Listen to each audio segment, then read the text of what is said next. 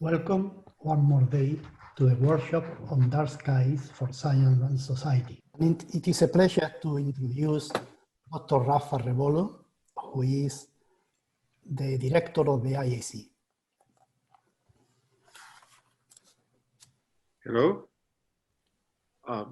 Thank you very much for the opportunity to say a few words about our institute, our observatories, and our commitment with the preservation of the dark and quiet skies. Our institute is a public research organization in Spain, which was created in 1982. The quality of the sky over the IAC observatories is protected by law, a law that was approved.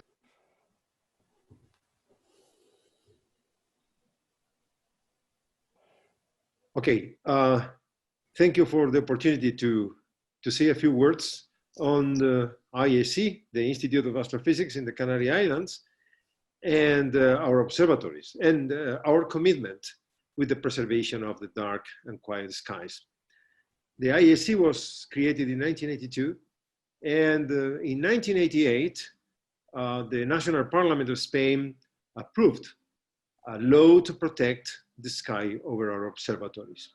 Over the last 40 years, more than 60 institutes, academic centers, or universities from 17 countries and 3 major international consortia had brought their telescopes and instruments to our observatories. In the Canary Islands, there are about 600 people directly working for astrophysics, and 400 of them work at my institute. They are staff at our institute. So you see here the countries that have brought their facilities. Universities in these countries or governments of these countries have signed agreements in order to carry out research in a continuous, safe way in our observatories. And for this, we work intensively in order to protect the sky. The darkness of the sky allows us to carry out science, and we are fully committed with this long-term goal. Please, next slide. So let me show you our observatories. We have 2, both located at 2,400 meters, one in Tenerife, Teide Observatory, and the other one in La Palma, in the island of La Palma, the Roque de los Muchachos Observatory. In both, we have facilities from these countries. In total, there are about 40 telescopes in operation.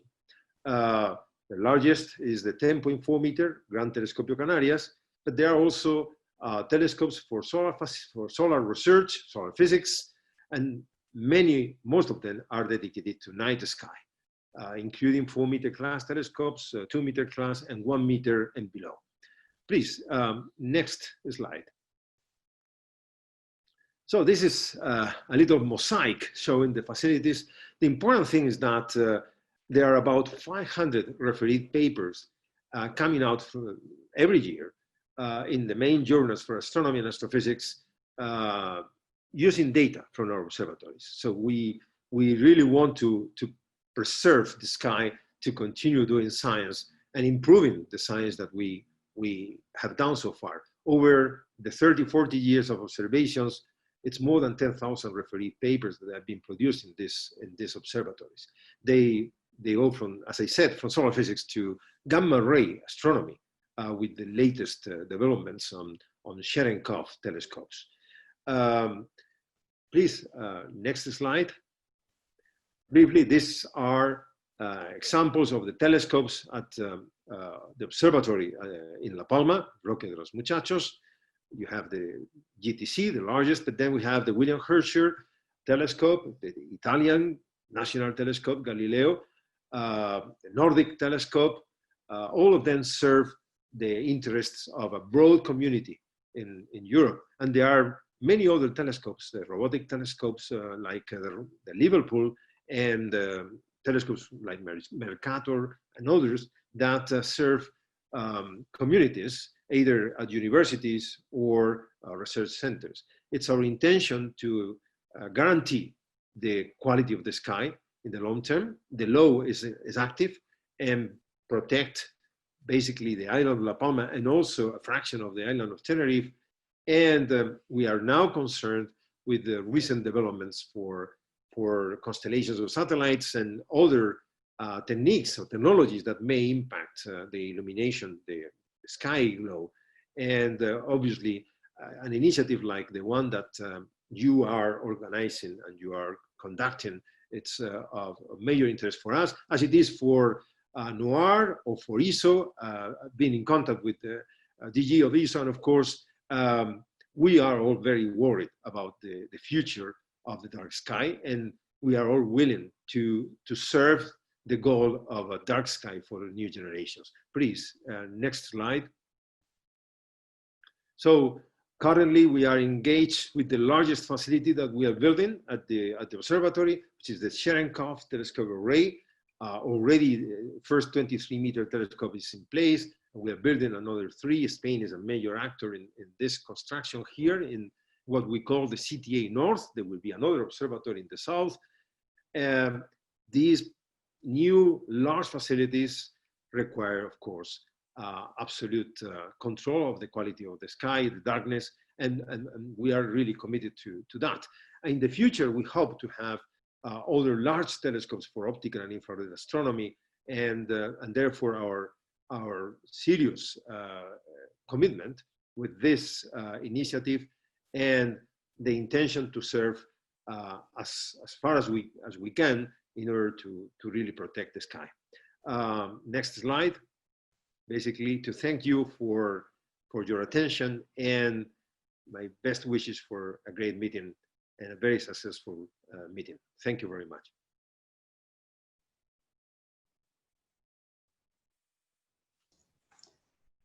Well, thank you. Thank you, Rafael. I don't know if you can hear me. Yes, thank you very much. Thank you, Rafael. Thank you, Jose Miguel. Now I think that, Martin, we have to go back to our slides. And I would like to welcome everybody again to our 3rd day of the workshop on dark and quiet skies for science and society. Today, Martin, if we go to the meeting, to the next slide, yes. So go ahead, please. Yes, and this one here, thank you. So I would like today I'm the moderator of today's session. My name is Casiana Muñoz Tuñón. I'm an astronomer at the ISC, and I'm also the Deputy Director of the Institute. I have been working on the characterization of astronomical sites for a number of years now, and in particular, I have promoted and lead the site characterization at the Canary Islands Observatory, Roque de los Muchachos, and the Teide Observatory. As an astronomer, I work on the formation and evolution of galaxies. I am a member of the SOC of this quiet and dark sky workshop, and I'm also co-chair of the Optical Astronomy Working Group, helping Richard Green, who is the chair. In the slide that we are showing now, there is some reminder that we have to have in mind. Remember that what we are discussing is the result of a number of months of the different groups working together that now we are putting open to all of you for comments. So the reports are in this address that is put in the slide. And also here in the slide is given the name of the document that you may fulfill if you have comments for us to have. We really appreciate such comments. The reason why we are sharing that with you is because we want to have your comments, because in the document we are giving also recommendations that we want to be shared with you. Here there are more things regarding the registration. So this is the emails that you have received with these 2 emails for the information. If you have not received, please send an email to Noosa, this which is written here. So the next slide is important because you know that the system, we are many. In fact, we are now close to 300 now in the meeting. And as you can imagine, the way of communicating is complicated, and that is why we have to be working on the best possible organization. And then we think that the chat is very useful, but it's more useful if we use it in a say, simple manner. So it is a chat, not a forum. So please, if possible, use the chat in a way, say, short questions and to the point, because only like this, the question and answer moderator will be able to catch the question you are interested and give this question to the speakers later on to be discussed in the discussion session today. So this is important. Please have it in mind, short and precise questions. So next slide is just to show to you all of us who have been working this optical astronomy working group. We are 24 from many countries in the world. Most of us are astronomers, some are people working for astronomy, and as I said, there have been a number of sessions and Zoom meetings similar to these ones in order to get the document that we are presenting to you. As said before, Richard Green is the chair of our working group, and he will speak today. Here you see a number of names, which I'm not going through them, but you have them in the presentation for you to consult. In the next slide, this is just a picture of the last meeting we had yesterday with those of us that will be acting today. As I said, just a few of the 24. There is much work behind, made thanks to a larger number of people. And the thing is that our working group, our topic is somehow is one of the easiest and more complicated among the one we have been discussing this week, because it is clear that there is a lot of work being done before, and this has already been included in the document. If you read, you will see that. So we are based on previous work on many other people. And what is important, and that is our commitment, is that the astronomical observations have to be protected against light pollution and other things. And only like this, we are able to see the universe at the very beginning, where the sources are very far and therefore little light reaches to us, and we need dark skies to be able to detect them. And so with this slide, what I want is to introduce to you the colleagues that will be taking the leading role today. These are note taker, question and answer monitor, and of course the speakers. I will start with the note taker, which is John Valentine, which is in the center of the image. John Valentine is the Director of Public Policy for the International Dark Skies Association. He's PhD in astronomy from the University of Texas and member of a number of professional associations. And also, as a curiosity, there's an asteroid which is named Valentine because of him. So John is not only taking notes for today, but he has also been that the past day and the day before. So thank you, John. So our question and answer team is also excellent, I would say, because, they have a wide knowledge and involvement on the topic of today, the protection of optical observatories. Our question and answer teams are the three of them who are to the left side of the screen, which are Sergio Ortolani. Sergio is full professor at the Department of Physics and Astronomy at the University of Padua. He's an expert on observational astronomy, photometry, and spectroscopy of stars. He's a reference in the field of characterization of astronomical sites. He's also involved in measurements and monitoring of sky brightness in Veneto region, where Asiago Observatory is located. He's the representative of Italy in a number of international committees for protection of astronomical sites, as well as the representative of the University of Padua in the Scientific Technical Regional Committee for the Control of Light Pollution. The other person in this question and answer team is Pedro Sangüesa. You have seen him already the past days. He's the director of the Office of the Protection of Night Skies in northern Chile. He collaborates with Commission B7 of the International Astronomical Union. He's also a member of the Spanish Lighting Committee and in the International Dark Sky Association. And the last person, who is also the chair of this question as a moderator, is Chris Ben. He's the head of astronomy at the Isaac Newton Group of Telescope on La Palma, with a special interest in sky brightness. He was initially trained as radio astronomer, doing his PhD in Cambridge, and nowadays he's the leader and responsible for the commissioning of the new 1,000 fiber multi-object spectroscopy instrument named WIF for the 4.2 meter William Herschel at the Observatory of Roque de los Muchachos. And now the speakers, which are the three which are to the left in the screen. I start with Richard. who is the one with the carpet in the background. And he is the Assistant Director for Government Relations for Stewart Observatory. He's the assistant in the astronomy program at the University of Arizona.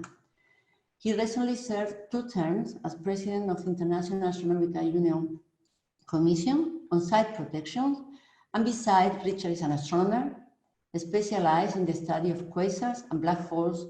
He's the chair of our working group. He's been very good at doing that. Second, in the middle is Dionys Kasparowski. He's professor at the Slovak University of Technology in Bratislava. He's professionally oriented to the problem of lighting application. In the International Commission of Illumination, he's holding the position of Division 4 Director, covering transportation and other exterior applications. And the last one is Martin Abe. Martin Abe, he's a world-leading researcher in the field of remote sensing and modeling of light pollution. He's a physics professor at Sherbrooke and the Bishop University of Canada.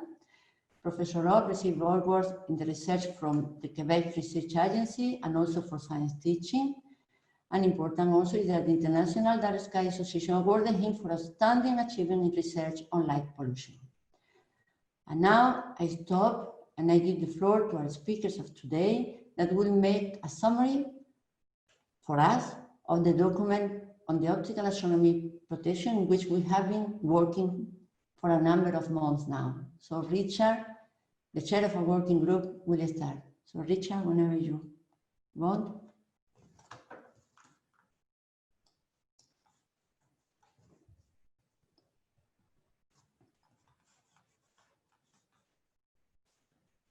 Richard? I have now, I believe, unmuted. So I'm pleased to be speaking on behalf of a real group of experts who have been thinking hard about the ways to protect professional observatory sites. I'm serving as co-chair of our working group with Cassiana. That's my story, and I'm sticking to it. Next slide. So good questions have been asked. How do what we're doing tie into the mission of COPUAS? And we assert that, at least for classical ground-based astronomy, it's central to COPUAS's mission and therefore appropriate that they consider promoting this kind of protection. First of all, ground-based telescopes, it's still a fact, can be built at larger size and lower cost per collecting area than those you launch into space. There are now 40 telescopes in the world of 3 meters to 11 meters effective in sites over multiple countries. And so this really is a worldwide investment in research, and there is no astronomical telescope in orbit of that size yet. We all are eagerly waiting. So ground-based astronomy directly supports COPUAS's mission. They enable the continued research and dissemination of information on outer space matters, which is a primary goal. We all know that in many cases, like X-rays and far infrared, you really need ground-based information to catalyze the science from space missions. And ground-based networks provide critical data for planetary defense, that is to say, finding small asteroids that are inbound toward Earth, and key aspects of space situational awareness, monitoring space debris. Next slide. So as a couple of examples of what you can do from the ground that is absolutely cutting edge, our astronomer colleagues well know that the best mathematical description of precision cosmology has 2 quantities, dark matter, dark energy. They fit a mathematical model beautifully. We have no idea what their essence is. And so we believe that observational constraints are going to be key to understanding the basic structures of the universe. And the Vera Rubin Observatory has those determinations as one of its primary activities. So for example, to see the distribution of dark matter, general relativity says that it will stretch and distort the shapes of background galaxies. And so there's a survey that will be underway in a couple of years that needs more than 1 billion really faint galaxies with accurate shape determinations. Extra sky background does not help that problem. The collapse of structure as time goes on predicts by model that it will be in the kinds of filaments you see in the lower right. And those indeed can be traced through their gas content through blue-green spectroscopy. And that's a point in the sky that's now very dark, but is under threat. So again, a key problem in understanding the evolution of the universe. Next slide. And so, yeah, Martin, if we can go to the next slide, that would be great. Thank you. We're now in a new era of multi-messenger astrophysics where LIGO is sensitive enough to detect gravitational wave radiation. And in 2017, I actually found the electromagnetic counterpart to a merging neutron star event. But it's one of the nearest ones. Nevertheless, it started out at peak brightness at about 18th magnitude and in the visual, and faded by a magnitude per day. So you need efficient telescopes to follow these events. And finally, an amusing illustration, we want to find asteroids of 100 meters smaller yet that could be threats to the Earth. The Chelyabinsk event was a tiny grain compared to the ones that could actually do damage. So you want to see those asteroids as far away as possible. And that means faint object detection. Next slide.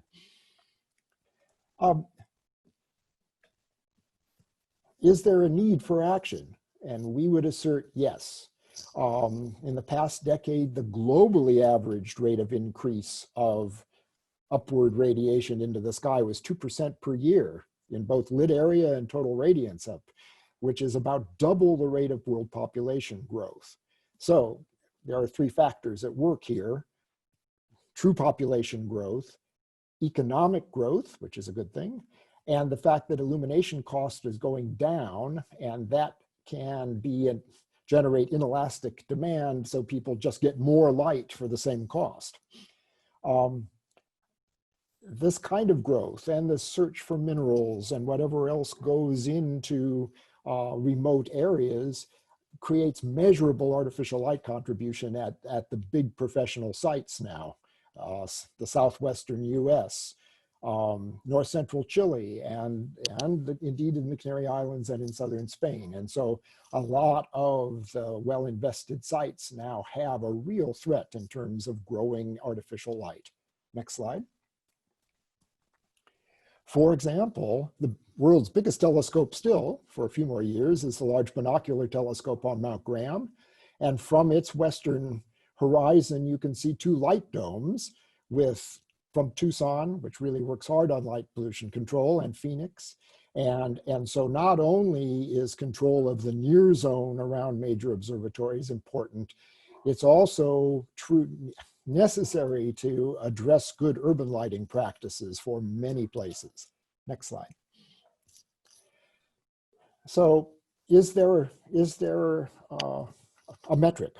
And the answer is yes, and you heard it on day 1, that the IAU says that the limit of what you would classify as a dark site is 10% artificial light contribution to the natural sky glow at 45 degrees zenith angle in any azimuthal direction.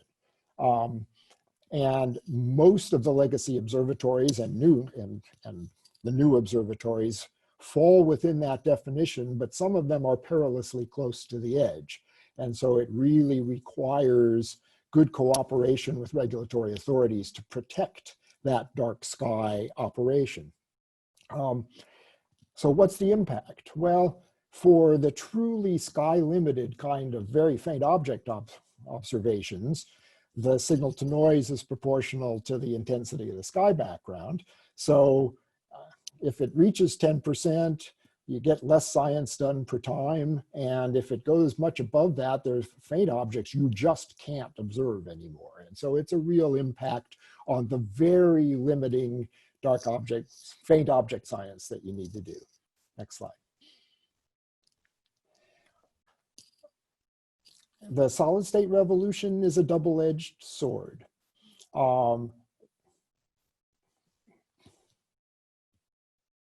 Sodium vapor lamps were an illumination mechanism of choice for astronomers because they emitted in the same bands that the natural sky glow had from the layer of sodium atoms at 90 kilometers or so. And to the extent that even high pressure sodium is being replaced by solid state, more white light LEDs, it's injecting green and blue light into a part of the spectrum that was formerly dark. So even with high pressure sodium, it was more like the yellow stripe in the middle of that broader band energy distribution. And that's a 3000 K LED fixture. So it's relatively favorable, still has much more green and blue than was in the sky before. And as I mentioned earlier, because the energy efficiency is so good, many locations are tempted to say, great, we can get more light for the same cost rather than holding the light constant. On the other hand, solid state has the potential for great benefit. The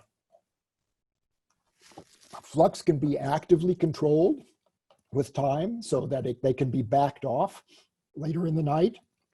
They can provide better focus so that you can direct the light to where it's needed and don't have spill light and uplight. And the spectral energy distribution can be chosen to be much more favorable than that one so that you can manage spectral energy requirements in a good way. Next slide. So it is a true statement that the very newest observatories are in very remote sites. And so they are significantly below that 10% limit defined 40 years ago. Therefore, we don't have one size fits all. It's really important that each observatory note its baseline so that we protect it at nearly its current level. And so our goal, rather than saying keep below that 10% threshold, because that's 10 times worse than some of the best sites, is to say we want to slow down and reverse the rate of growth of artificial light contribution. So that's the goal of this model regulatory framework, is in the next decade, slow things down, and in the following decade, actually reverse the growth of artificial light contribution. Or for those of you technical, we want to hit the second derivative now so that we reverse the sign of the first derivative in 10 years or so. Next slide. Thanks. Why are we looking to COPUOS to endorse this level of protection? Well, it's a true statement, as you saw from Dr. Rabolo, that most major observatories are now international consortia, and yet they rely on local regulations to protect their investment. And so the working group devised a draft of a suite of model regulations that are recommended for adoption by these local authorities on the authority of the UN. And so we think that would provide a strong impetus for local governments to provide protection like that. I picked the 3 next generation telescope project consortia just to show you how worldwide things really are. Next slide. So what's the basis for our framework? We agree with the professional engineering community that we want to take the approach of quality lighting design to match the illumination level to the need, to limit unnecessary spectral content, to use precise optics so the light goes exactly where it's supposed to and not elsewhere, and to employ active control as much as possible to reduce total light levels when the light isn't needed. So we took the approach that there are 2 suites of these regulations, therefore. One is to apply current engineering best practices to the urban centers that impact observatories. and to go above and beyond the basic requirements, to go to the bottom of the ranges of acceptable illumination and justify what's going on. And that can go out to 300 kilometers or so. And then to hit my second bullet, to define a near zone right around the professional observatory that is really dark. And that in that zone, you have to justify why you light anything at all and why you need color rendition for safety or other reasons. Otherwise, you try to protect it to be genuinely dark. Next slide. So how do you decide? How do you measure a truly dark site when there's only a few % of natural sky glow contributed by artificial sources? And so it requires both measuring and modeling. And you can do it two ways. One is by using satellite information from above, and which requires a source function for the uplight and a radiative transfer model with scattering. Or you can measure up from under, but then you have to remove all the sources very carefully that are not the artificial light contribution. Next slide. So orbital reconnaissance is really good. It's very uniform, it's well calibrated. You can pick similar times of night so that you can compare all regions uniformly. And this is work done by Fabio Falchi, published in his Fundamental World Atlas in 2016. There are limitations, of course, in that if you set a set of average conditions worldwide, they may not apply perfectly to an observatory site. And their particular instrument on that satellite cuts off at about 500 nanometers in the green. And so it doesn't measure the impact of the blue light content that's now being added with white light LEDs. Next slide. So here you've seen this kind of map. This one is for scotopic vision, for human night vision that's rather blue sensitive. The left-hand side is what you would get from the data themselves. The right-hand side is if you extrapolated to what the new blue content is. And not surprisingly, a lot of metropolitan Europe does not have access to the sky. Next slide. So the recommendation is that observatories continue or ramp up to get a long-time baseline on what's necessary. And so you have to have a set of uniform conditions that you would use to make sure that you have a uniform data set. So you want dark of the moon, you don't want clouds and scattering of light, the lights that there are. You want it after astronomical twilight. You pick the same colors all the time and the same height in the sky so that the scattering properties are the same. Obviously, you don't want direct light paths into your detector, and that's a real issue for people trying to measure sky brightness inside cities, less so for astronomical facilities. And if you have a pointed instrument as opposed to an all-sky instrument, you want to stay away from the Milky Way and other natural sources to get a consistent true sky reading. Next slide. So here's one of the gold standard systems for measuring night sky brightness from the US National Park Service and Dan Dorisco and colleagues. And it illustrates the kind of natural sources that you have to remove to measure any kind of artificial contribution. So the left and the right images show you the Milky Way. The middle image on the right has the backscattered sunshine from the dust particles in the solar system, there's a zodiacal light. And the one on the right shows a time when the atmosphere was activated by solar activity, and that's the molecular air glow, which can brighten up quite considerably. All of those sources must be modeled and removed to determine what the artificial contribution is, even from your basic ground up measurements. Next slide. It's also true that the level of solar activity really pumps the molecular activity in the atmosphere up and down quite considerably. It can vary by as much as half a magnitude. And here's the solar cycle. That's just a sunspot count, but that traces solar activity fairly well as a proxy. The the intrinsic background also has to be monitored over time to make sure that you understand what the artificial contribution is. Next slide. We agree with the advocacy that we heard on day one, that it would be important for matters that require policy and decision-making, that we should establish a common standard that we agree to and is traceable to true SI units, so that we actually work, astronomy and engineering can meld in a way that we understand each other. And so we note that one of our contributing colleagues pointed out that in a publication that there's a continuous component, there's a line emission component of the natural night sky. The continuous component has a spectral radiance of about 2 nanowatts per square meter per steradian per nanometer.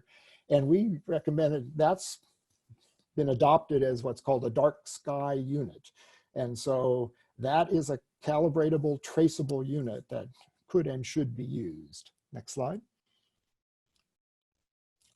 And don't need to have a spectrophotometer at every pixel on the sky. It also seems that the variations in true dark sky are there, but not so bad in color. So that if you did an RGB filter set, that would probably give you a good enough rendering of the sky brightness in DSU. The work of Grauer and colleagues shows that the sky, even moment to moment, is sensitive to the solar activity. And so the variations hour to hour and night to night can be substantial, and therefore you don't require exquisite accuracy to your calibrated measurement. 5% or better would be fine. And I gave myself a warning. And 2% accuracy for cameras that the modern good cameras is therefore more than sufficient to do this job. So we are urging major observatories to adopt that calibration scheme. Next slide.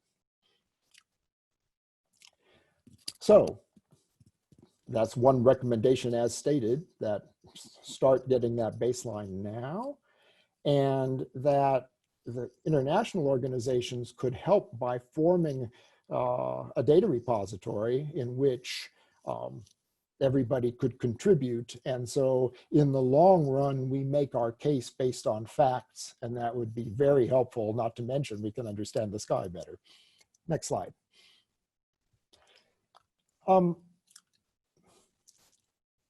You'll get more details of the appropriate near zone regulations in subsequent talk, but just point out that even the most remote sites have other issues. There are mines, there are military installations, there are wind farm stanchions with lights at the top for aircraft, and there are borders.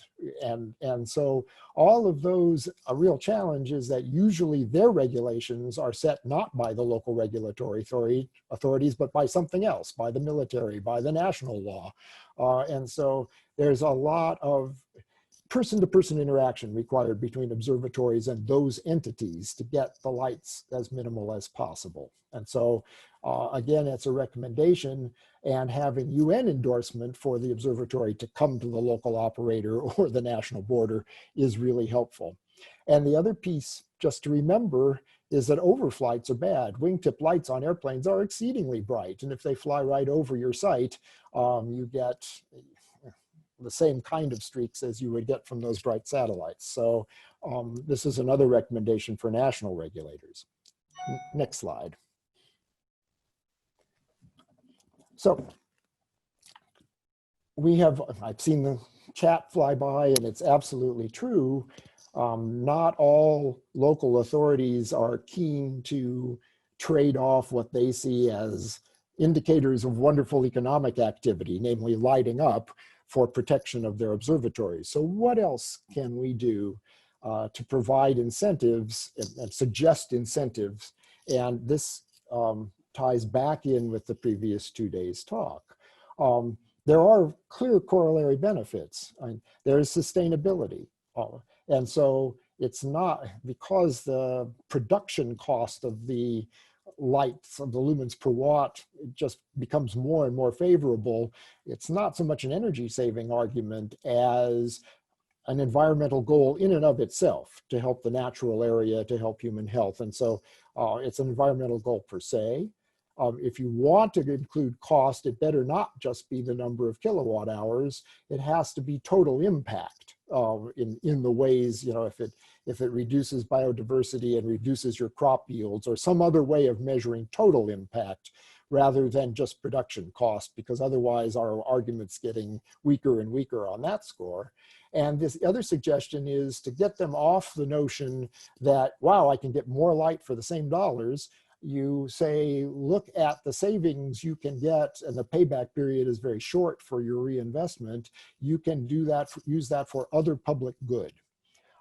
Sometimes observatories are actually in the natural areas, so you serve the national park or the other protected areas purposes at the same time as protecting the observatories. And finally, we hypothesize, although obviously you heard yesterday, evidence is up and down and not decisive, that doing a good job of outdoor lighting is the same as protecting the observatory by directing the light and so on, so that both would benefit. Next slide. So the following two talks are then going to go into the detail of the body of the regulatory suite that we recommended. First is going to be by Dionys Gasparovsky of CIE, and he's going to talk about best practices for urban lighting. In the specific case where a light dome impacts a nearby observatory. And yes, those were large radii, but yes, big urban centers have big light domes. And the intention is that there is today a snapshot of a specific suite of best practices and standards. The intention of a general regulatory framework is to make sure that those are updated with the current best practices whenever those are updated. And the second talk by Martin Aubé concentrates on the near zones around the observatories and on those requirements for spectral control. So I thank you, and I hand over to Dionys. Thank you, Richard, for introducing me. So hello, everybody. My name is Dionys Gasparovsky, and the next slide, please. I am going to talk about outdoor lighting recommendations and best practices, how we can mitigate the obtrusive light with a good lighting practice. First of all, when talking about international lighting recommendations, I have to mention the International Commission on Illumination, the CIE, which is on international level developing and providing recommendations for various lighting applications. Of course, there are continental standards like European standards, there are national standards, but at national level, CIE is really an independent organization, non-profit organization with strong technical scientific background and preparing these very important documents. Also, it is recognized as a standard developing organization. And to mention that many national and regional regulations and norms are based on or refer to CIE publications. Most of European standards, for example, maybe one or two exceptions are based completely on CIE publications. Next slide, please. Here there is a list of some selected CIE publications on lighting recommendations. There are, of course, many more, but the most important, which I referred to also in my presentation, is definitely CIE 115, which is a road lighting document. Then to pick up an international standard, CIE 15 on lighting of outdoor workplaces. Then we have several publications on sports lighting. a guide for flood lighting, and an important and quite a new document on urban lighting mastering plan, which is very important because this gives a general a framework for urban lighting. Next slide, please. In CIE, there are 3 specific publications on obtrusive light. Starting with the first one, this is a joint technical report prepared together with IAU. And this is relevant to sky glow near astronomical observatories, so this to this working group. And most recent one is CIE 150, which is a very important document, and I will present some slides with recommendations from this this publication. Next slide, please. And currently we have several activities on obtrusive light, 3 technical committees dealing with obtrusive light from colorful and dynamic lighting, which is a new problem in lighting. Then impact on the natural environment, adaptive road lighting, which is one of the points of my today's presentation. And we have a reportership for a general overview about all these activities and reports and what we can do to improve them. Next slide. One of the important CIE standards is International Lighting Vocabulary, where there are many terms related to obtrusive light. I picked up only 3 most important and more general. This is light pollution, obtrusive light, and spill light. The light pollution is a generic term. It is indicating the sum of total of all adverse effects of artificial light. And we prefer to use the term obtrusive light, which is the most appropriate to describe what we are talking about. Next slide. Just to mention that in discussions, I very often have the problem that the people are talking about road lighting only, and how the road lighting is contributing to obtrusive light, and how we can limit this lighting, and how we can push down the limits, and so on and so on. But we need to have in mind that there are much more sources of outdoor lighting, such as outdoor workplaces, flood lighting, sports lighting, also means of transportation, and other sources that are contributing, also lights from interiors through windows and so on. So there are much more, which is contributing more. I will tackle this in my presentation today. Next slide. And here we come to lighting recommendation, and we start with road lighting. This is just a very simple overview. What are the light levels? And we distinguish between lighting classes for motorized traffic, which is based on road surface luminance, and then on slow traffic and pedestrians, which is based on illuminance in lux. So here you can see we have 6 classes. The lowest one is M6 with 0.3 candela per meter square, up to the highest class M1, which is 2 candela per meter square. But light level or luminance level is just one aspect of the lighting, and we need to not to forget about the other parameters, which are very important as well. This is the overall uniformity, longitudinal uniformity, threshold increment, important for assessment of glare, and surround ratio, which is now replaced by edge illuminance ratio, which means that we cannot illuminate the road from edge to edge, but we need some light also behind these edges. It's exactly defined what does this mean. And these parameters, these additional parameters are also related to luminance levels, so we cannot just separate them easily. So when talking about luminance levels, this is just one aspect, but not forget about the others. On the next slide, we can see the lighting classes for low speed traffic and pedestrians, which ranges from P6 with 2 lux. This is a horizontal average illuminance, up to the highest P1 class, 15 lux. Besides this, we have definition for horizontal minimum, and when it is needed, it means when a facial recognition is necessary, then also we have values for vertical and semi-cylindrical illuminance. Next slide. The outdoor workplaces, there is a CIE standard, CIS 115, which is covering a wide range of applications which are listed here. And you can see that really it is covering the most of you can imagine. Next slide. I'm not going to present all of them and the tables, it's really quite much. The very basic table is just recommended lighting requirements for safety and security from 5 to 50 lux, assigned to risk level from very low to high risk.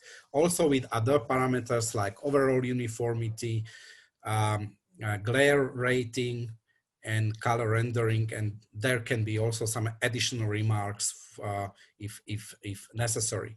Next slide. For all those mentioned application fields, there are similar tables with such columns and values, and this can be up to 300 lux, which is really much in outdoors. Because outdoors usually we are illuminating large areas, so this is the problem, that indoors 300 lux is not so a big problem, but outdoors it's really very much. Also, when you compare it to the P classes, where the highest class is 15 lux, and you compare to this, it's really much.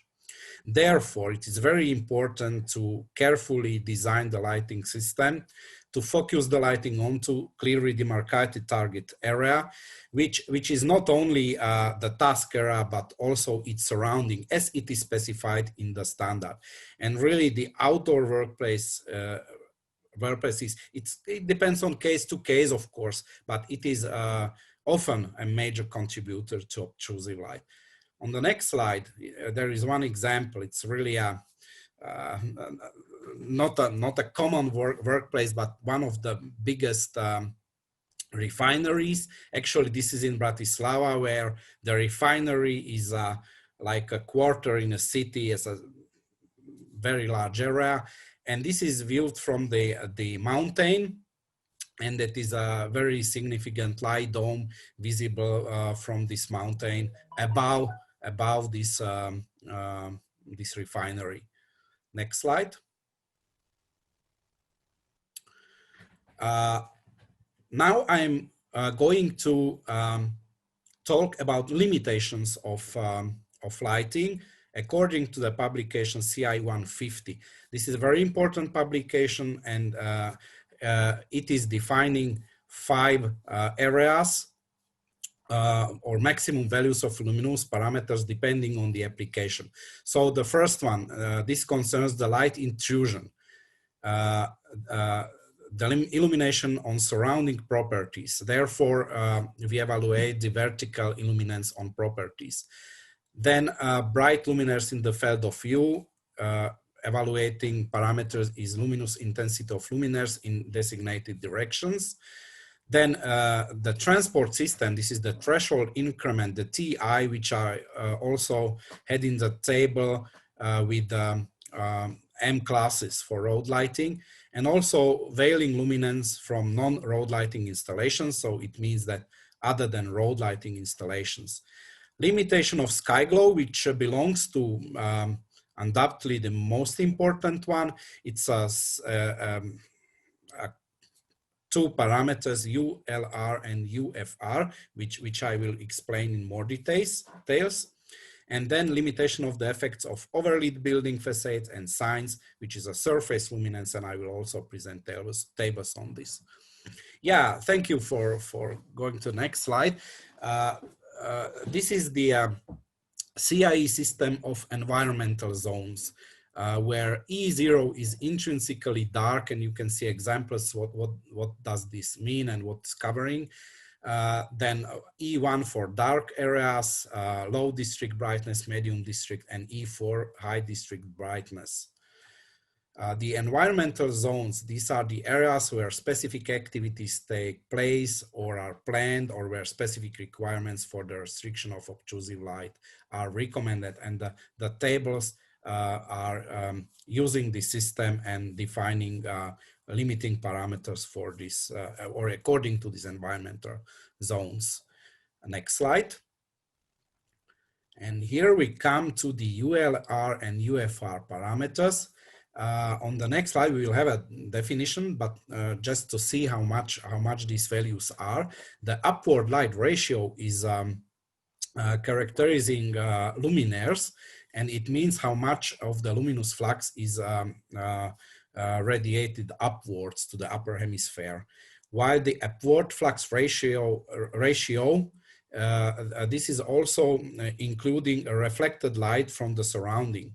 So it means that it is a good parameter to assess the lighting installation. So the ULR is for assessment of luminaires only, and the UFR is for assessment of lighting installations. If we come to the next slide, here you can see then the definitions of the two. Okay, but I have explained this, so we can skip and go to the next slide. Then this table shows the maximum permitted values of average surface luminance for building facades and for signs, or depending on environmental zones from E0 to E4. Well, I often get questions why the right side values are so high, but we need to take into consideration that building facades are quite large areas, while the signs are usually small areas.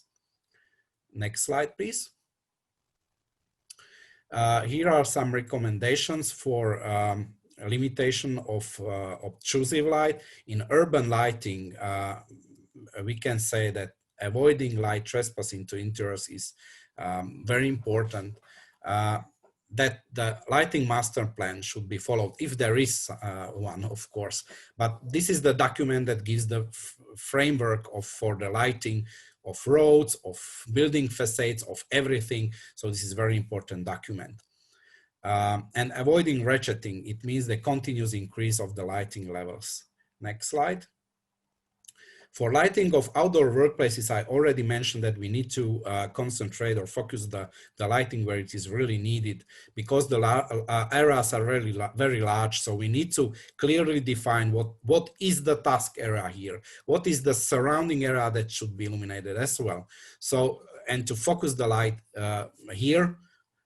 Then crucially important is the time management, because many workplaces are illuminated in times where it's not needed. And because it's really a major contributor, then the time management is very important here.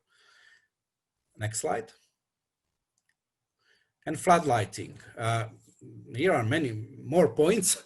The appropriate lighting techniques.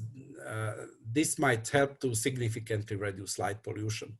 The light from luminaires should be, for example, directed downwards where it is possible. Of course, when we have, for example, a monument up on a hill, so there is no support above it, then the only option is to illuminate it from downwards, but then the light beam from luminaires must be very narrow, really fit to the monument to be illuminated, so no light is missing the object.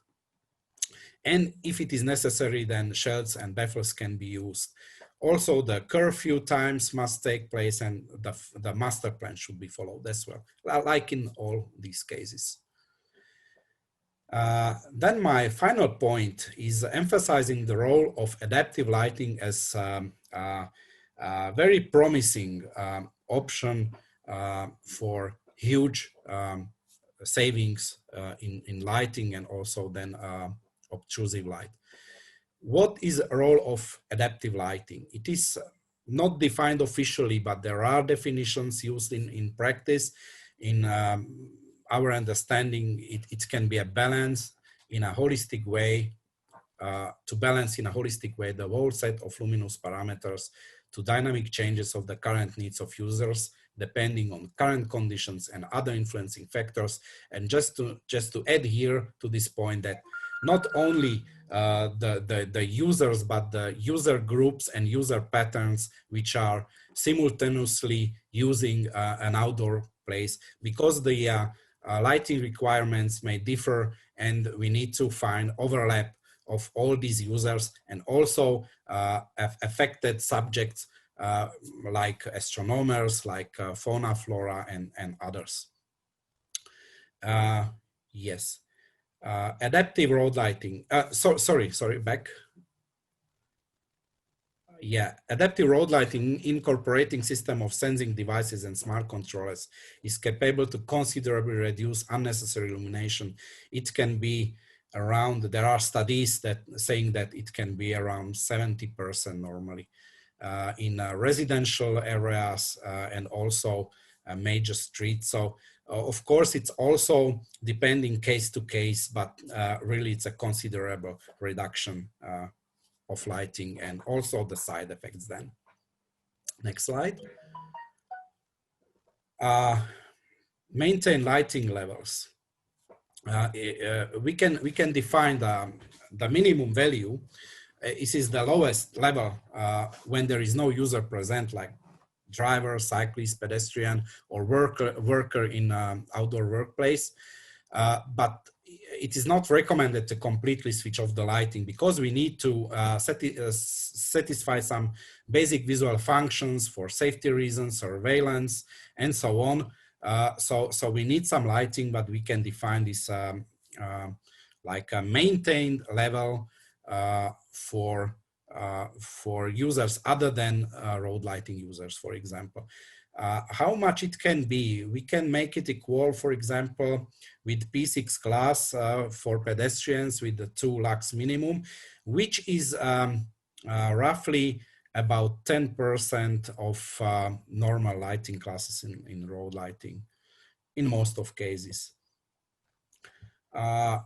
Of course, we then cannot talk about road lighting. It's just some additional lighting. Once a driver, cyclist, pedestrian appears in a space, we need to increase the lighting to a lighting class, which is designated for this user of road or user of lighting. So this is very, very important.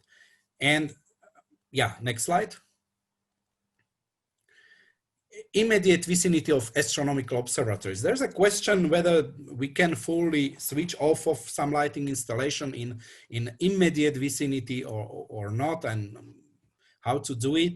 So if yes, if a safety level remains unaffected and other measures will compensate for loss of this lighting, because this means it is a loss of function.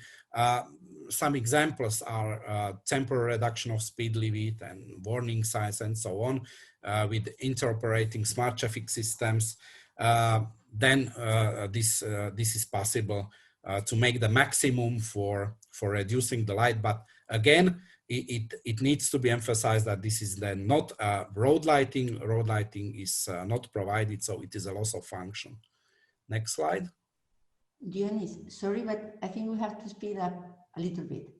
Sorry, the last point, conclusion and outlook.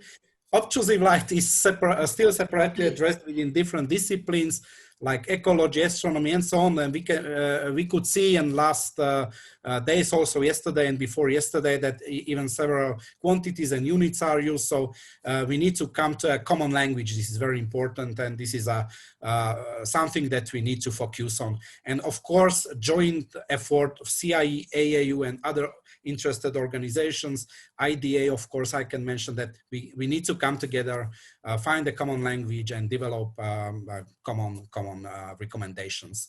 And on next slides, there is just a list of recommendations of this working group. So it is to follow, of course, the recommendations as they are for road lighting, outdoor workplaces, and so on, sports lighting, and so on.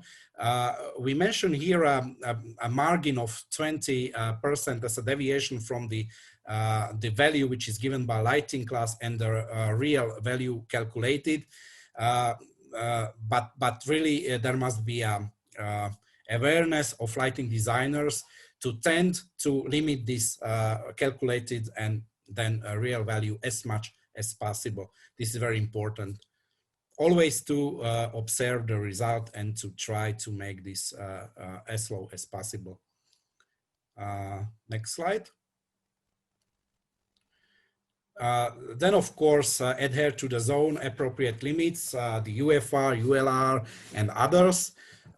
Then for zones E2 and E3, not exceeding the CI maximum standard permitted luminance levels for facades, and also recommendations for maximum luminances for illuminated signs, and to employ adaptive lighting technology, and to follow the lighting master plan, as I emphasized many times today, that it's a very important document. So this is all from my side.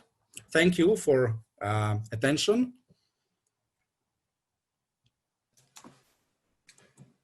Hello, everybody. I'm pleased to present the last part of this meeting, which is the subject of the near zone around the observatories. And let me begin by a brief introduction of what is the near zone, actually. We define it as a zone delimited by a 30-kilometer radius centered on the observatory. Basically, it includes more specifically the two first CIE zones, but sometimes also the third one. Let's talk about the two components of light pollution. The first one is what I call the direct light pollution. This part will be more effective to the health, for example, or to the environment. But the second part is the one we are focusing on here, is the indirect light pollution. Basically, what happens is that the light is going into the atmosphere, hits some particles, can be aerosol or molecules, and then go down to the observatory. I want to show you some pictures of different kind of sky brightness you can see in a variety of environments. And what you see here is a small city in southern France. This city is called Tarbes, and it is actually near the dark sky reserve of Pic du Midi in the Pyrenees. And what we can say here is that the dominant source, the most important sources generating the sky brightness are the local sources. You can see that there's almost no stars in the sky, maybe only a handful of them. And if you go back, you go away from that city. This is actually in a small village. And you can see, of course, more stars, but they're still quite an important part of the light pollution of the sky brightness coming from local sources. And if you go farther away, in that example, it is in the Pic du Midi Observatory. You can see the Milky Way, of course, but you still see some light pollution coming from distant cities. And just to show you some of them, Toulouse, which is about 130 kilometers away. But in that case, we see the direct light coming from the fixtures, and also, of course, a light dome above. And for the other cities, only the light dome is visible. And this is because the topography is blocking the direct light. So I come back later with this distant source because I'll say something about the importance of controlling the lighting devices when we see that kind of light domes in the observatory sky.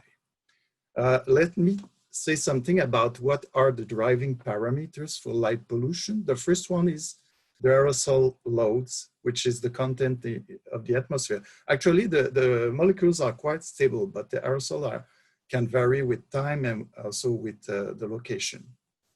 And another parameter, which is obvious, of course, the amount of light emitted, spatially and temporally. the orientation of the light. In that case, we can see that it's not a good way to do it. Throwing light in the upper hemisphere is not good for sure.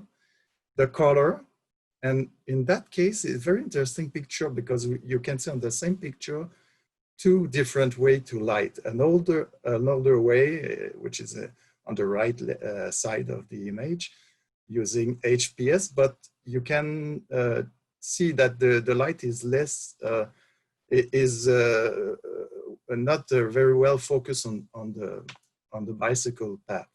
And on the left side, the white LEDs, you clearly see the white color, but the good point is that it is more concentrated on the path. Of course, ground reflectance. Ground reflectance is an important parameter, but it's hard to control it. In some cases, we can, and this is an example in Los Angeles, where they decide to paint the street in white, which is actually not a good idea for light pollution.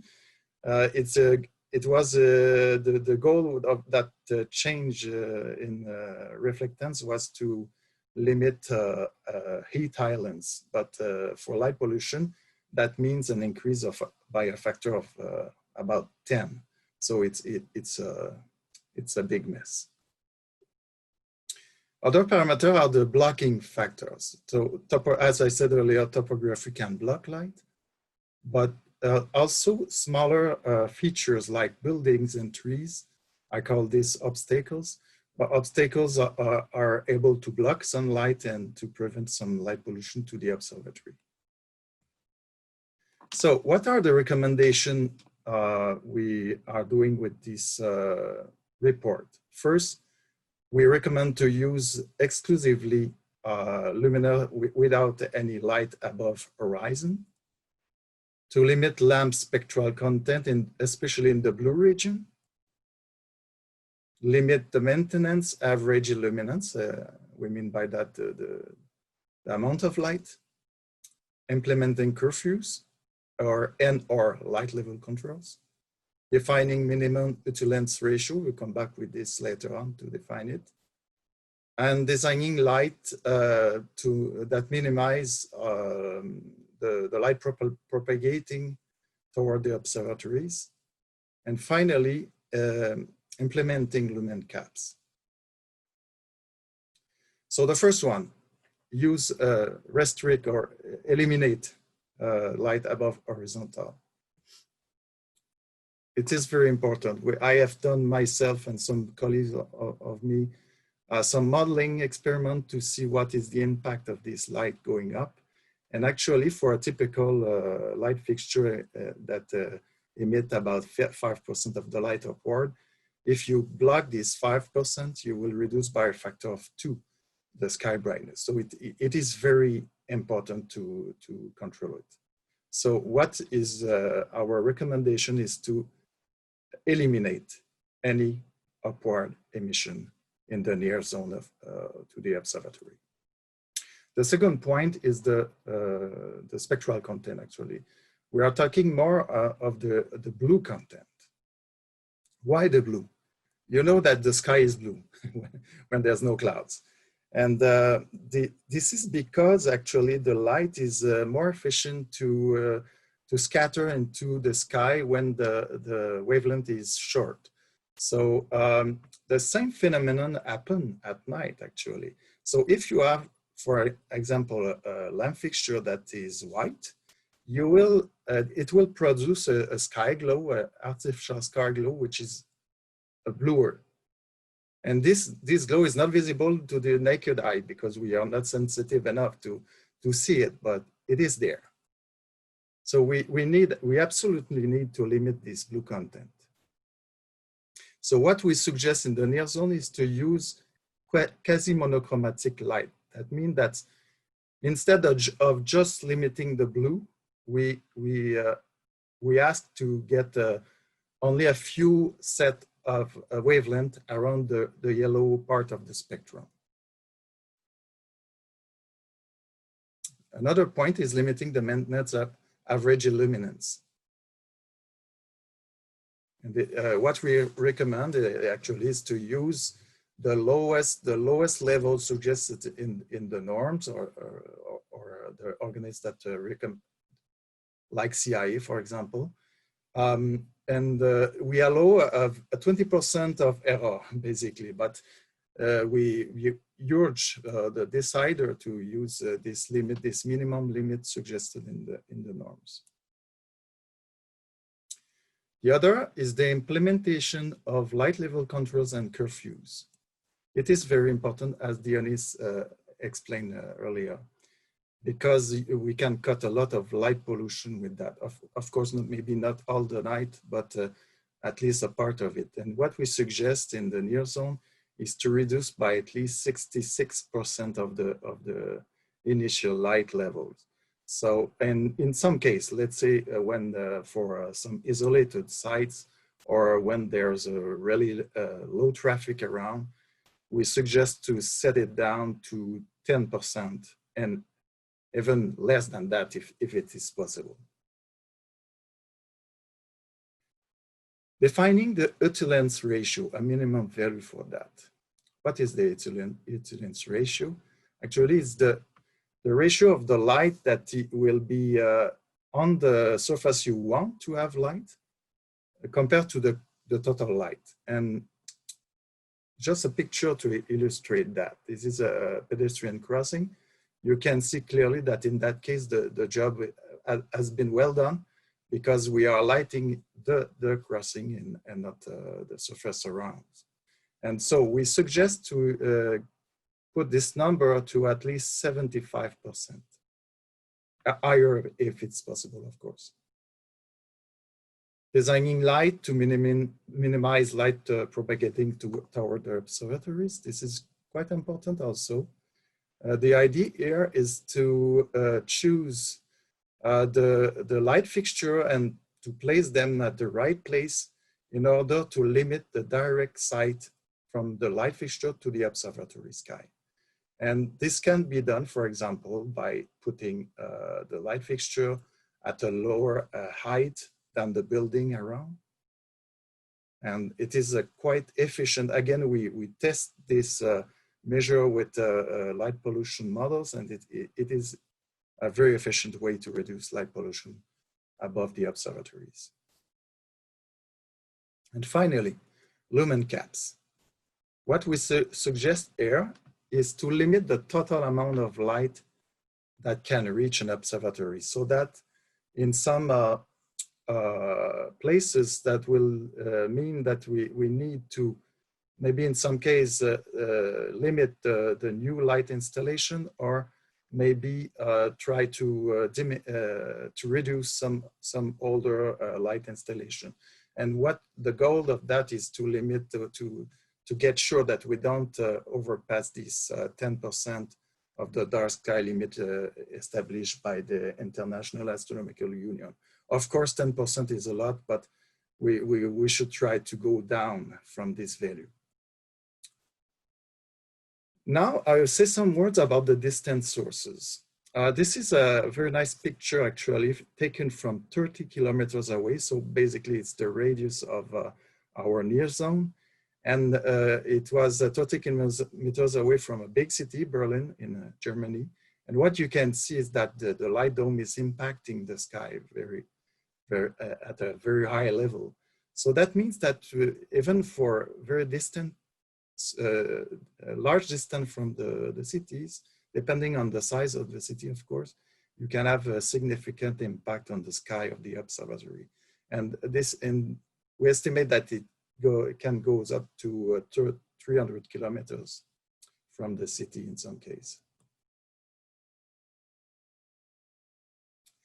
So for that reason, it is quite important to to control the shielding of luminaire in those cities. And in some cases, it's not easy to do. I show you some picture of that.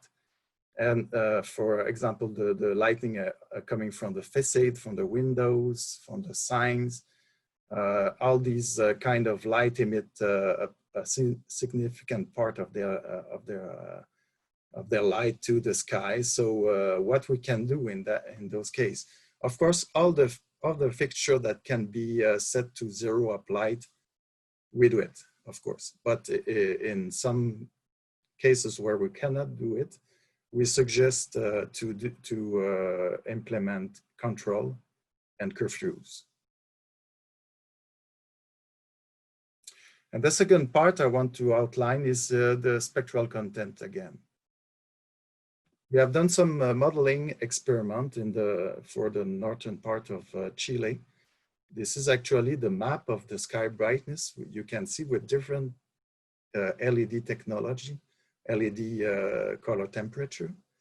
And if you go to the bottom left image, you can see a 3000 Kelvin LED, which is actually what we call warm LED. And what we try to do is to look at what happens if we change from one to the other, given the reduction in blue content. And what we see is that for the 3000 Kelvin, for example, we have about 15% of blue. And if we reduce to 2,200, the blue content will be reduced to about 5%.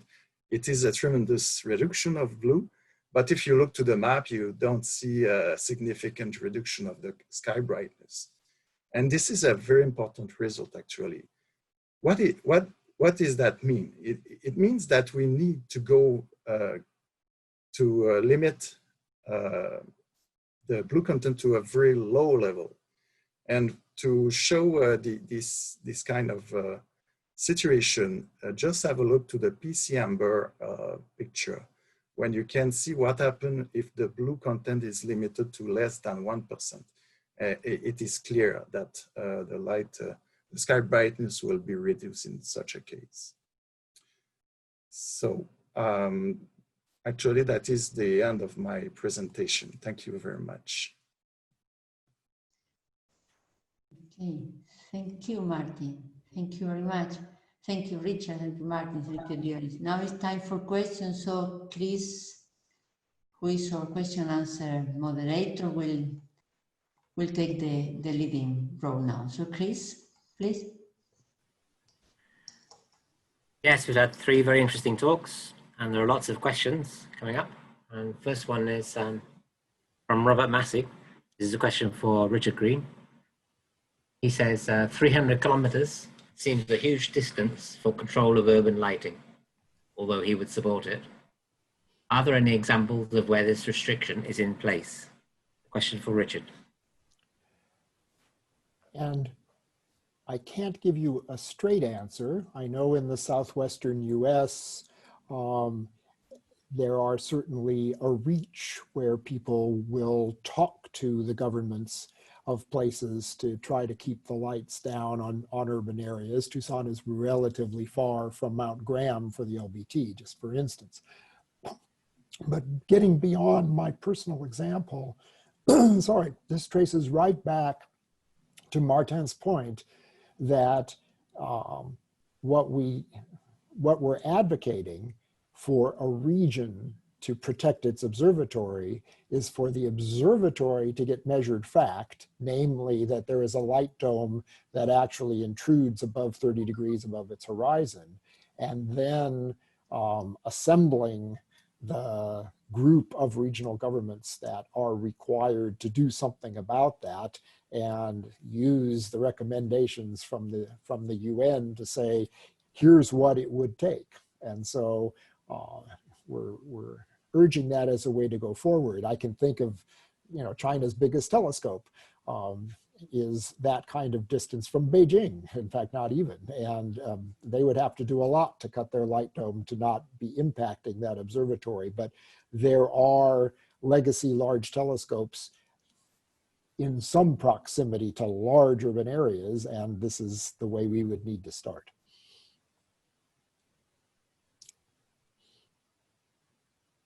Thanks, Richard.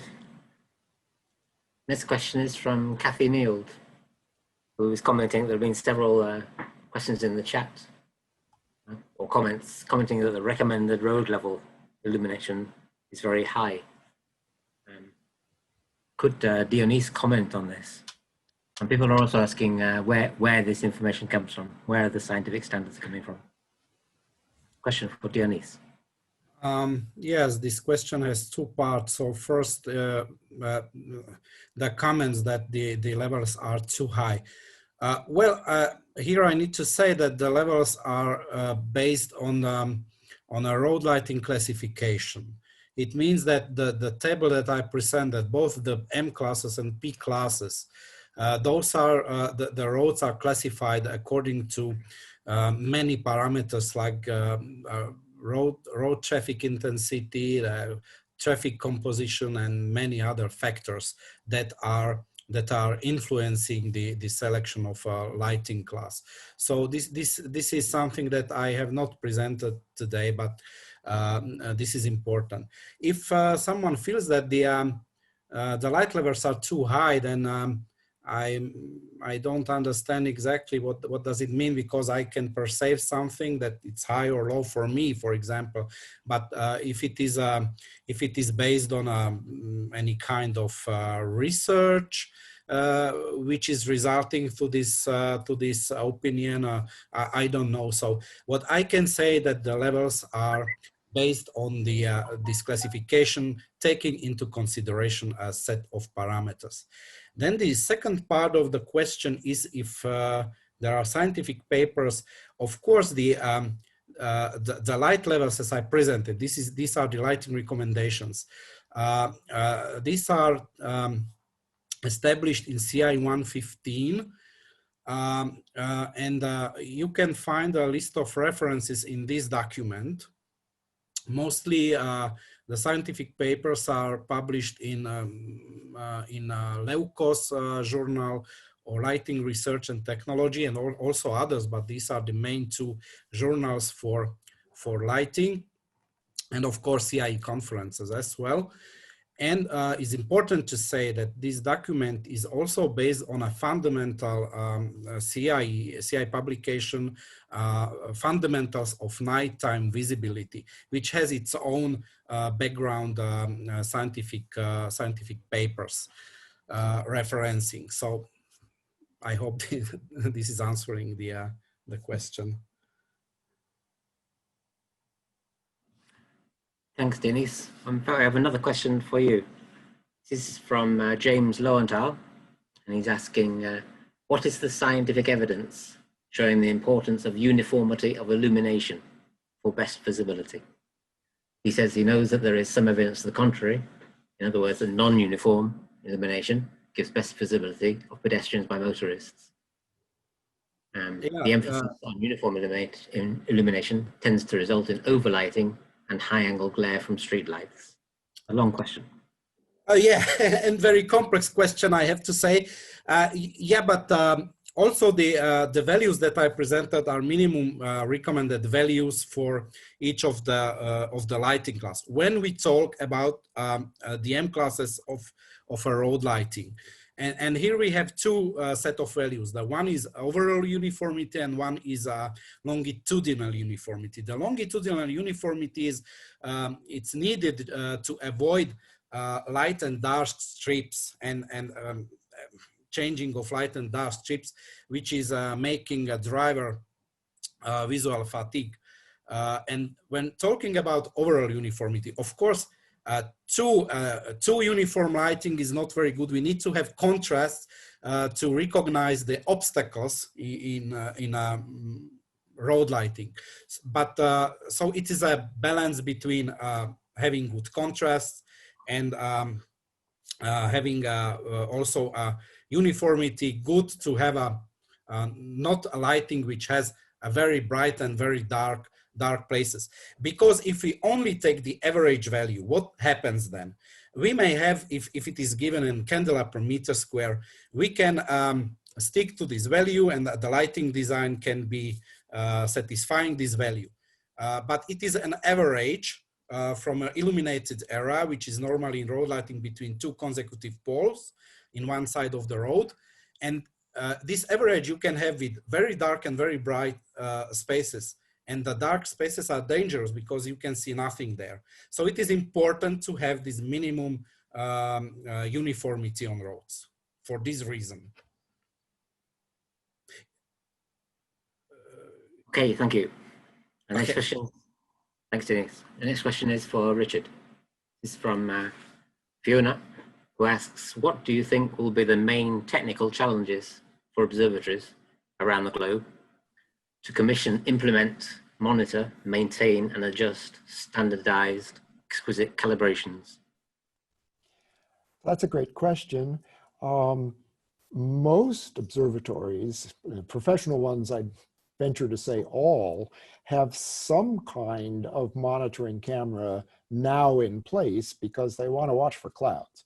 And so the effort involved in stepping up and making those into well-calibrated systems that allow absolute measurements is largely to do with manpower rather than equipment. And so the advocacy here is that observatories, some of which are very cash-strapped, need to invest more in the protection of their night sky by getting clever people to cross-calibrate the instrument they use, to make sure that they put those calibrated data into a general database form that others can see. So I think that's the main hurdle, is getting broader attention to site monitoring and to dealing with the local officials to make sure that the site gets better. Okay, thank you, Richard. Another question for you from Kathy. She comments that it's great that SI units will be used, since most governments who create the regulations are signatories to the SI treaty. But she says, however, photometric units are the correct ones to use. Would radiometric ones be better? However, are photometric units the correct ones to use? Would radiometric ones be better? I think that's a good offline discussion for us to have to understand what is actually the best. This was the input from some of the CIE participants in our working group. And so we should have this broader discussion with technical experts to really settle on what we need to go forward with.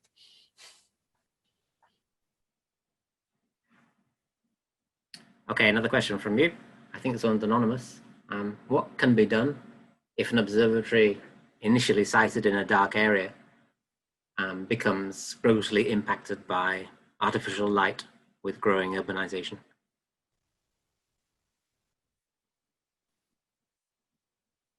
And that one's to me? That's for Richard, yes. Yeah, okay. So we have interesting examples, right? We have Mount Wilson Observatory, a classic from 100 years ago, and they now concentrate on bright stars. Observatories can also concentrate on infrared, where light pollution has minimal impact on the sky background. What we're talking about here are places that are still well within the IAU classification of a dark site, and how we can protect them from going over to that other kind of use and continue their limiting work. And so in that case, it's a lot of proactive engagement with local authorities.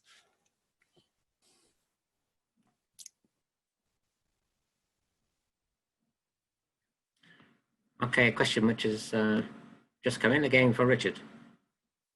This is from Kurt Regal. He says, model ordinances with the imprimatur of the United Nations are a good idea that can help. In the US, we have the peculiar situation in dark sky locales where UN and US federal support is regarded with hostility by conservative legislatures. So isn't a two-pronged approach needed, both locally and internationally oriented? And I responded to that quickly in the chat. It's a great question. Within the working group, a subset of us have had that very discussion offline. Local conservative governments are in a very anti-regulatory mood. And so convincing them will not be much influenced by this activity. But they do respond to improving the economy in their region. And so since we're talking about professional observatories rather than sustainability or nature issues, sorry, professional observatories in general represent a serious investment, either from the state or national or international sources and provide economic benefit to their region. So for them, the argument is why it helps local business for them to consider some actual protection. So, but in general, that statement is true, and James made it as well. Sorry for my tickle. That we absolutely need to appeal to the arguments that most resonate with whatever group we're dealing with. And so we bring out whatever compelling argument is to them. Okay, thanks. I have a question now from Martha. It's from Masaki, who asks, if the light pollution from distant big cities is dominant, how meaningful is it to reduce nearby light pollution? It seems straightforward to reduce nearby pollution, but difficult to reduce the distant pollution. Okay, that's a good question. Actually, what the modeling show is that the impact of distant sources compared to the local ones is more about the angle, the observation angle you are considering. Of course, if you look to the horizon, the light dome of distant cities are very high contributors, but to the zenith, it's generally less important. So what we found with the modeling is that the nearby sources for astronomy are the most important, even the one very close to the observatory, because they are impacting the zenith. And most of the time, except for a limited set of research activity, we don't look to the horizon. So, of course, I agree that it's more difficult to control distant cities than local source. Another question for you from Petter.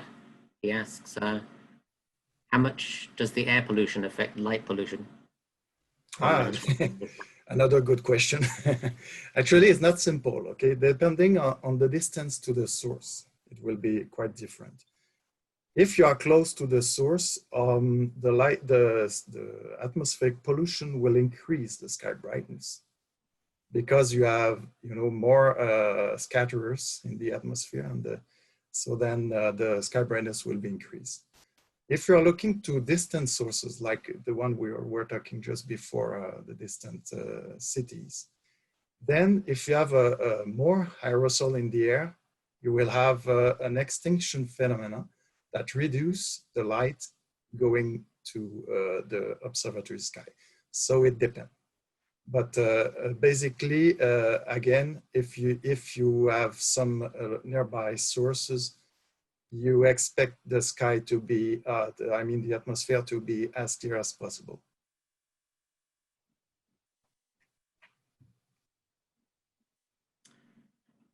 Okay, I have a question for Dionys, which I've temporarily lost. Oh yeah, is there, Andy Jetchow asks, is there a maximum luminous flux for floodlighting? I'm not sure if Andy is referring to floodlighting recommendations or a limitation of obtrusive light from floodlights. But for floodlighting, normally a candela per meter square, it means the luminance is important much more than fluxes or illuminance. What concerns the requirements, it's given in candela per meter square. And regarding the limitation of obtrusive light, then that table, which was shown for building facades, that table applies. So it is given in illuminance. Okay, in fact, he had another question for you. Is there any justification for illuminating rural roads? Interesting question. Yeah, for rural roads, it's similar like for any other road. So within the CI recommendations, there is the classification system which says which road falls to which category, depending on all these parameters. So there is a traffic traffic density, and many other parameters. So this is very low in rural roads when we are talking about the roads between villages and towns and so on. Of course, in most of countries, these roads are not illuminated because it's not so necessary. The occurrence of cars is very rare, if I can say so. But on the other hand, if you have experience with driving, you can see that if a car is going opposing to you, then for a while you can see nothing. This is because you have headlights and you have a zero luminance background. So this is one of the role of road lighting, which is sometimes underestimated, that it gives certain background luminance to suppress the glare effect. So this is also very important. So if there is a justification, I would say yes, there is some, but if we are talking about this kind of roads, they are normally not illuminated. Okay, thanks. The next question is for Richard. It's from Charles Mudd. He asks, have there been any studies on the economic benefit to communities due to dark sky observatories, where this benefit could be lost if the sky no longer remains a pristine dark sky? I suggest maybe we could pass that question to John Barentine if he's can be promoted to speak. And there was some interesting chat as well. Charles, there's some limited evidence on this. The best piece of data that we have comes from here in Arizona, but it is about a decade out of being current. And that was a study that was done by the Eller College of Management at the University of Arizona, looking at the impact of astronomy and space science on the economy of Arizona. And at the time in the mid-2000s, that was worth about $250 million US per year. And it was thought to support about 3,000 jobs across the state. We have reason to believe that that number has been at least maintained since that time. We don't think that it has decreased, but we're not sure whether it has increased. But to my knowledge, that's the only real comprehensive attempt to get at economic impact figures like you're suggesting.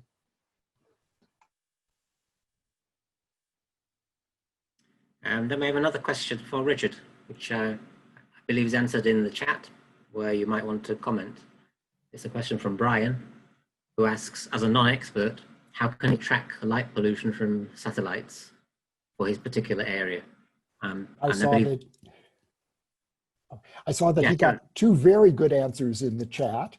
And in addition, I believe that Goddard Space Flight Center from the VIRS satellite itself has reasonably updated data of their various passes for calibrated direct uplight as measured from the satellite. But then you need to know how cloudy was it, and you know, the time of night of the passage and so on to interpret the data.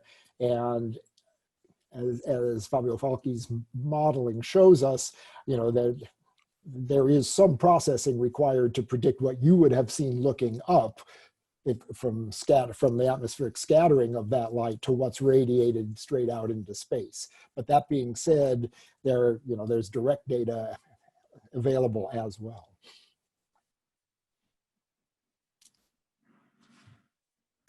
Okay, a rather open question for Richard.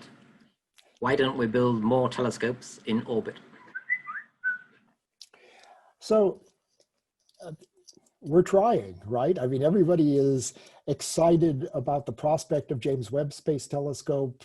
There is an ambitious program of 2 or 3 major survey telescopes going up in the coming decade. They're very expensive. Because there is a high demand for reliability, since you don't have a crew that can go out and push the reset button, and launch costs and survival of the severe G-forces in launch. These are expensive projects. So we can, but the answer is that you can build much larger collecting area mirrors and have updated state-of-the-art instrumentation with facilities on the ground. So they complement each other. The reason you launch is to get at a wavelength range or a degree of resolution or some other factor that you just can't do from the ground no matter what. And NASA and ESA will tell you that, and JAXA and the Chinese Space Agency will all tell you they launch to do something unique that you couldn't do from the ground. So the default is using those telescopes. The other thing is that it's when there's such a small number, the time is extremely competitive, and sociology says that you only want to give programs with a high prospect of return. If you want to discover new things, you want access to telescopes on which you can get a certain amount of time to experiment, to try out your new idea. And so they really, space and ground, complement each other quite significantly. And the 40 large telescopes now on the ground support cutting edge research from a very large community.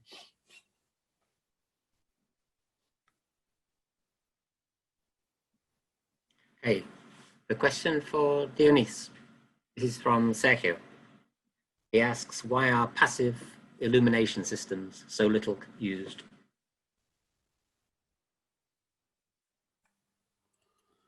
I'm not sure if I can properly answer this question. There is consideration to use also passive lighting systems, but it's still under development. The basic illumination of road lighting is a common energy-based or electricity-based lighting system. But I'm not sure if what's meant by this question.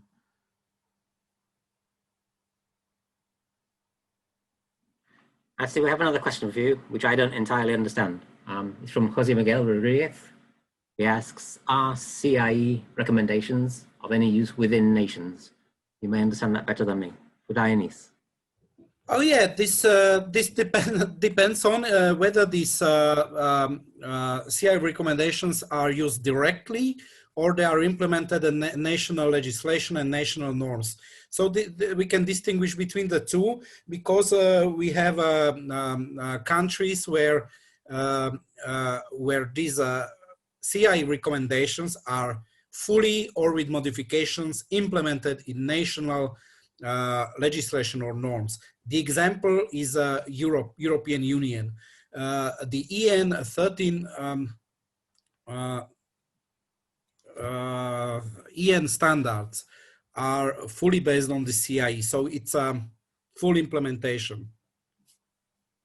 But in countries where they are not in the standards, then they can use directly. So two options.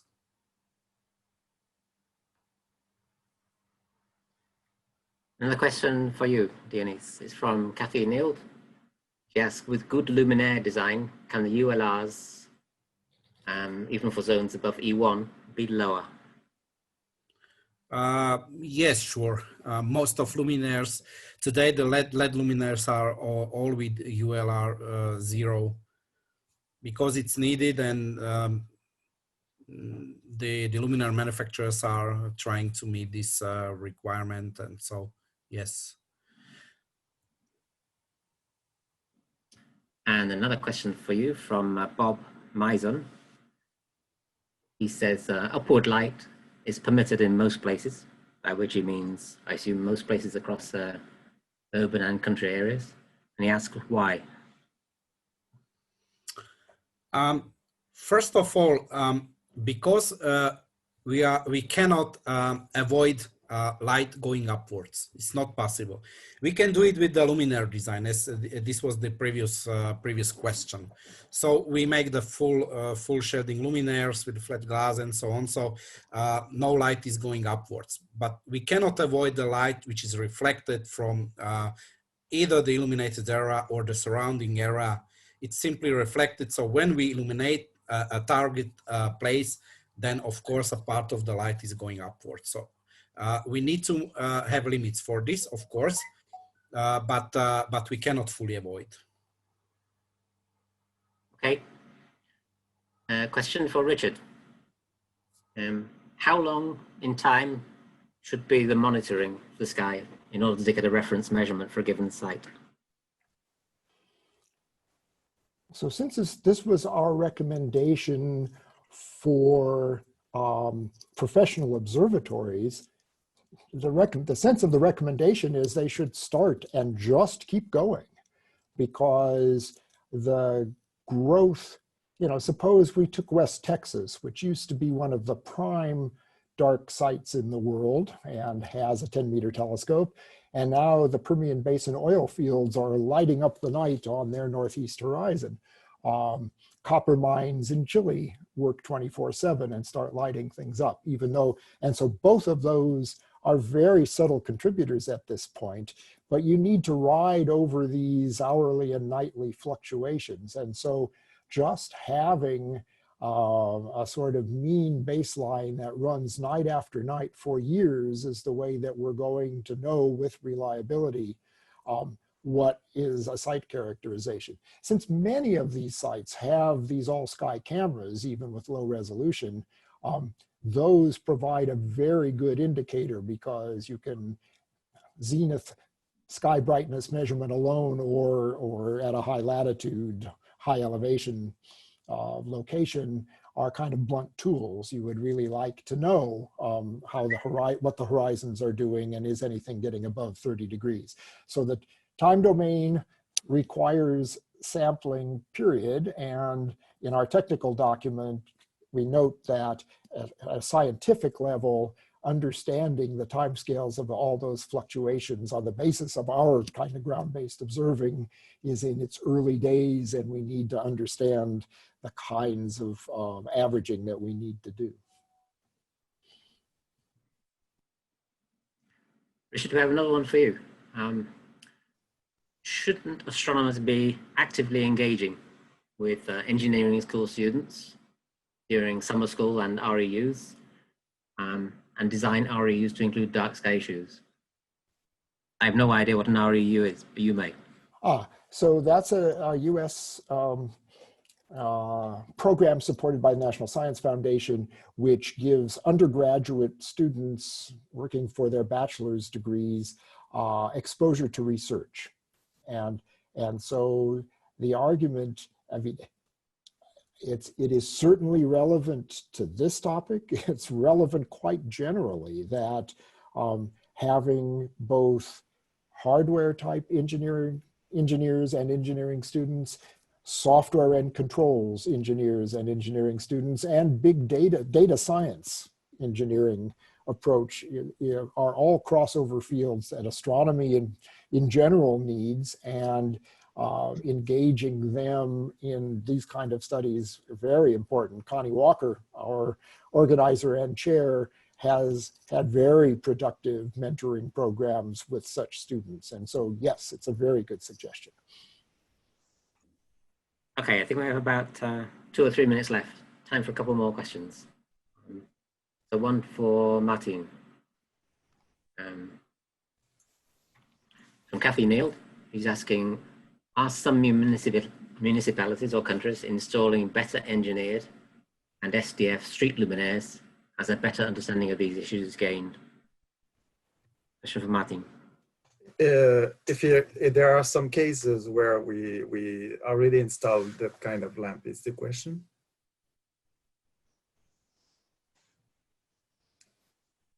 Yeah, so we know a very few cases like I should say my hometown in Sherbrooke in Canada, where we are actually using installing exclusively PC amber LEDs. But in our case, we don't have, you know, the time control. But I don't think that any city actually right now have the full control of their lamp to fulfill what we expect to have in the future to protect the observatories. Okay, thanks, Denise. A question now for John Barentine, if he is still online. From Christian Goethe, and the question is, What is the difference between an IDA certification and a Starlight certification? You there, John? Yes, I'm here. To just answer that briefly, there are slightly different philosophies that are foundational to the two programs, and we differ a bit at the detail level particularly, but at a high level, what we're trying to get at is rewarding places not for just being dark, but for actively managing that darkness. And the way we structure our categories is a bit different, but just be assured that fundamentally we have the same motive in mind. We just differ a bit in exactly how we try to get at those goals. Thanks, John. So last question, so we're almost out of time. This is from Martin. Radiative transfer models can be the tool for evaluating the possible impact of a new development near a particular observing site. And the question is asking, are the models already developed enough to be used everywhere? Yes, we have many models right now.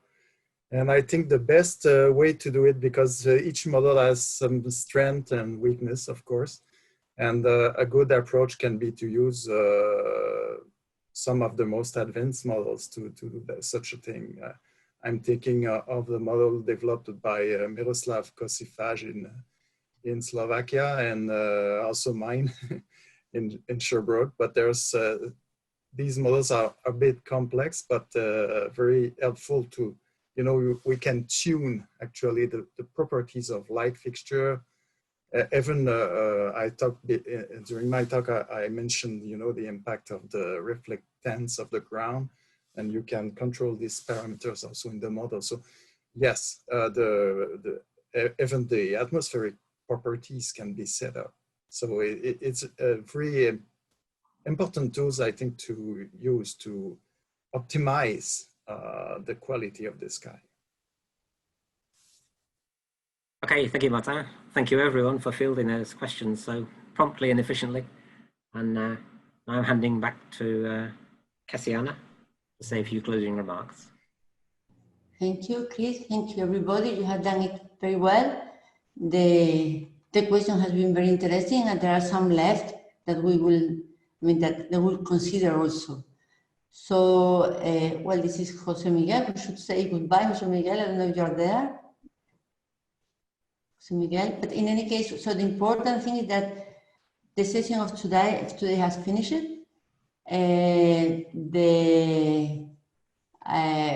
Here you have all the information you need for tomorrow. Again, we remind you that all the documents, all the reports are available at this link address. And also, please send us your comment, because we are very interested in hearing them. We are very interested in having them and to be able to incorporate in the better document that we are going to produce once the workshop is finished. So this is all for today. We'll see you tomorrow at the same time, at the same link.